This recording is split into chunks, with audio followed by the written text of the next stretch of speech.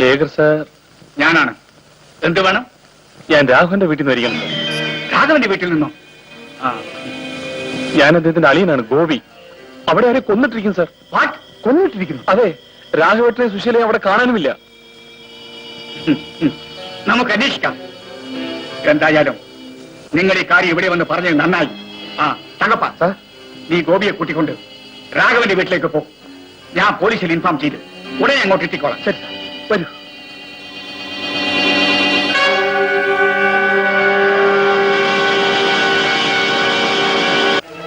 വരൂ. ഇതാ, ഇതെങ്ങനെ സംഭവിച്ചെന്ന് ഒരു പിടിയും കിട്ടുന്നില്ലല്ലോ. നിങ്ങൾ ഇയാളെ അറിയില്ലേ? എനിക്കറിയില്ല. രാഘവേട്ടനെ സുശീലയും കാണുന്നില്ലല്ലോ. അതാണല്ലോ ഞാനും ആലോചിക്കുന്നത്. ഇനിയിപ്പോ എന്ത് ചെയ്യും? വിഷമിക്കണ്ട, എല്ലാം വേണ്ട പോലെ ശേഖരൻ മുതലാളി ചെയ്തോളൂ.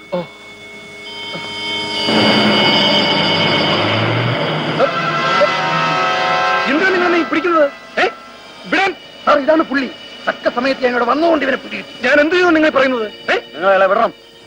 സാർ, ഇയാൾ പറയുന്നത് കേട്ടില്ലേ? ഞാനാണ് ഇയാളെ കൊന്നതെന്ന്. ഞാനല്ലേ ഈ വരുമ്പോൾ സാറിന്റെ വീട്ടിൽ പറഞ്ഞത്. നിങ്ങളോ? എന്റെ വീട്ടിൽ വന്നെന്നോ? നല്ല കഥ.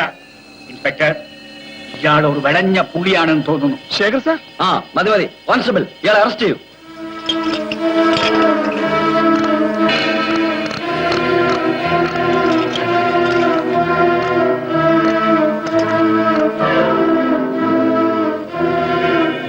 കോൺസ്റ്റബിൾ, നിങ്ങളോട് വെയിറ്റ് ചെയ്യൂ. ഞാൻ ആംബുലൻസ് അയക്കാം. നടക്കണം.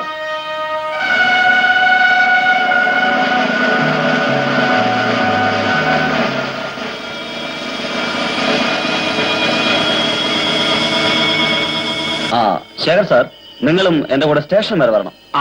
ഞാൻ എന്റെ കാറിൽ ഉടനെ അങ്ങോട്ട് എത്തിക്കോളാം. Okay constable.